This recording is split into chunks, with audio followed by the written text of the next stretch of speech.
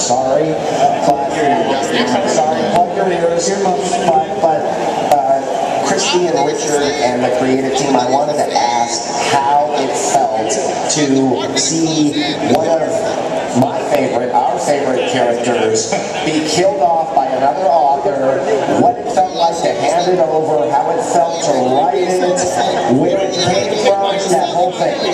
That's a Richard. You bastard, we've been trying not to have that conversation for like years. How much to sit between them? I'm sorry, guys. At least it's not in public. Richard? Alright. Now, Christy and I have both been working in this world for many years. Yes, obviously, Crest is a creation of mine. It's one that was very close to me.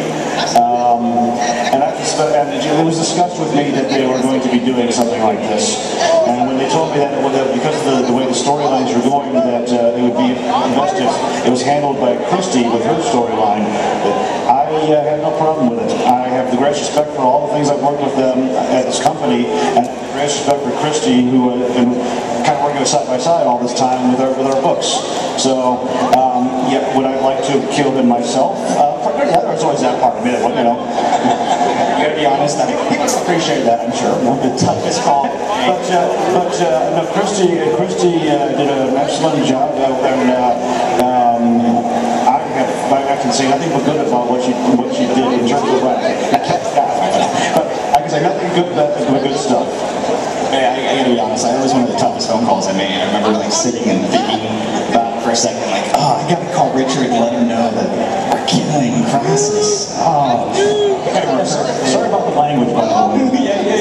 He screamed a little with some tears. But the way we're working now, because we're trying so hard to integrate the novels with the game, is just for simplicity's sake, I'm being given outlines to work with rather than coming up with my own. I remember getting to that part of the outline where I got this big, and the first thing I did was I went online and sent an email and said, "Is Richard okay with this? Does he know?"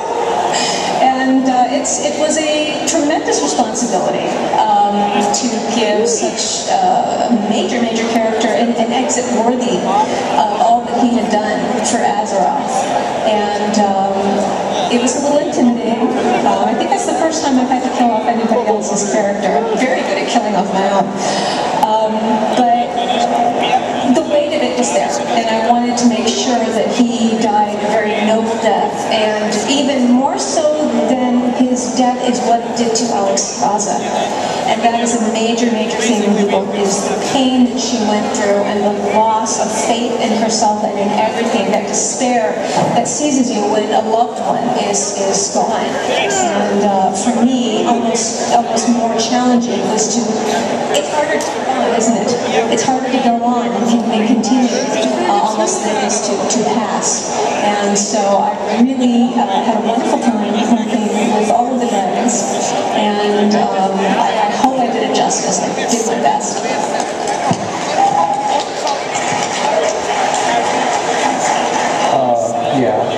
I've noticed he's wearing a red shirt. Give him Sean. On attack. Alright. I've noticed a lot in the writing that the stories seem to be really defined by the game mechanics of World of Warcraft. Example being in the Mage comic, there's a mage being trained, and basically the instructor says to Bombiro, "No, cast Presence of Mind and then do this." And it just never felt like the spell worked like that you went, "Oh, I'm casting this." I was just wondering how that happens, and if that's, well, just how and why. In that instance, I think we discussed that internally. It's a real fine line between not wanting to, have the fiction suffer from trying to make the game mechanics work in the fiction world. But we do like to give nods to the fans. And we do like to kind of, evangelize your experience. We discussed it. It's kind of, each time we approach an issue like that, it's a discussion with everybody on the panel and the writer. I believe Richard wrote that one. Yes, and there's so much you want to put in there, but you're so limited on space, and the artist can only draw so tiny. And I'm trying to give them as many panels as they can, each page anyway, but you can't get everything in there. We try to make it flow as best we can in terms of the Warcraft world. So I would love that a lot longer, obviously. There's a fine line between a wink to the players and a wink that goes too far and kind of ruins your immersion in the fiction, and we're really conscious of that. So when that slips through or when it bothers somebody, it bothers us. So I know exactly what you're talking about. I think I may have a leg up because I also play. I played for 4 years, and I also do role-playing in-game. So I'm let up for the earth years. So I'm kind of used to that. I'm used to taking game mechanics and making them an intrinsic part of a character's story. So I may be a little more comfortable with that than some others. Thank you. Hi, so I have a story. I have a question about Garage. Like, is there any plans for a novel about him? I know there's been a short story and it's been mentioned in Warfare, but really, we don't really know what's he thinking. You know, like the Horde has lost, half the barons, and they're fighting elsewhere, and he wants to make the Horde really great for his people, and but we just don't see anything anything big happening, and we have no idea like what's he planning and what about the alliances fracturing and what's he going to do about that and stuff like that. I can answer that question very simply. We don't need to have a novel about what Garage is thinking. If we did, it would be 260 pages of kill. That's all he's thinking. That's about as deep as that character. I'm kidding. Obviously. I'm not kidding. I'm not kidding at all. Right? That would be the extent of a Garage novel. You'll see a lot of what you're talking about in the book Christie's writing right now, the Tides of War book. You'll see a lot of Garage in that. Mostly kill. Yeah. You gotta think of his past though too, man. The whole reason why he is he's shaped by his history. So a lot of that stuff is you gotta take into account the things like Varian had his dislike of the orcs, and people are like, that's so unjustified. I'm like, well, look at his history. That's one thing I would recommend. You want to know what Garage's history was? When he was a lad in Outland, you know what he was thinking all day? I like this guy. Point taken. I'm going to find a place to put that in the book, Chris. You're in the middle of writing it. Embellish a little bit, please, Death. That's pretty much the extent of my creative direction of the line is pretty much Garage, he says kill, and then these people run out and do really amazing stuff, so. Okay, thank you. We have time for several more questions.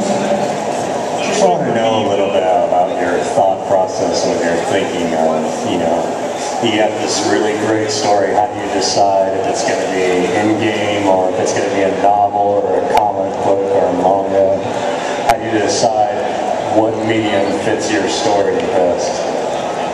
It depends on the goal of the story, right? So sometimes there may be something that's going to happen. We know there's something that's going to happen in an expansion, and we want to support that in printed medium. And so, if it's something big like a Shattering, that needs that kind of support, then we go for a novel. In the instance of, let's say, Curse of the Worgen, that was a great opportunity to build backstory and history. And so it was very visual. The Worgen werewolves, you got to see werewolves, drawn really well. So it depends. It depends on what the goal of the story is. Right.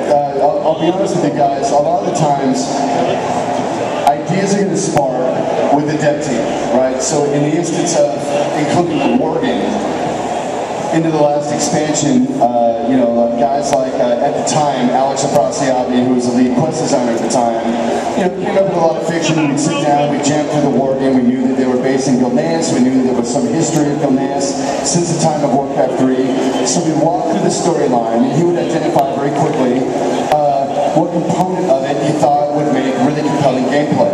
So the assault of the Forsaken, trying to rock southwards through Gilneas at the time of the Cataclysm. So we knew that was kind of set in stone and felt really good, but we were left, right, with a huge chunk of conceptual real estate, right? Like, well, what's been the story since, from before that time and after that time, like when they got the curse, and it really just left us with, a lot of DNA to play with that we knew we needed to explain, but that we didn't have enough time on the game side to actually build out. So that's really where creative development and publishing comes in, is when the game side, figures out what components of the story are going to make the most compelling gameplay. Then we can kind of go to see that and go, well, we got all this other, these other components left that people are really going to want to know about, and what is, the best media type to chase it, right? Well, the Morgan's inclusion into the Alliance, well, that made a killer novel called Wolfheart, right? But they're, the way they got the curse and the nature of engraving, well, that kind of made a better comic book. So it really just depends on, the chunks of the story that's going to be handled by development, and then the components that are left that just demand to be told. It really just depends on what the idea is, and it will shape itself to the right media type. Thank you. That is all the time we have for today. Please give our panelists a big round of applause. Thank you, guys. Thanks, Guys, thank you much. Thank you so much for coming out. We hope you can enjoy day one of Blizzcon. Please come back tomorrow. We'll have fun. Thanks, guys. Thank you. If you have more lore-related questions,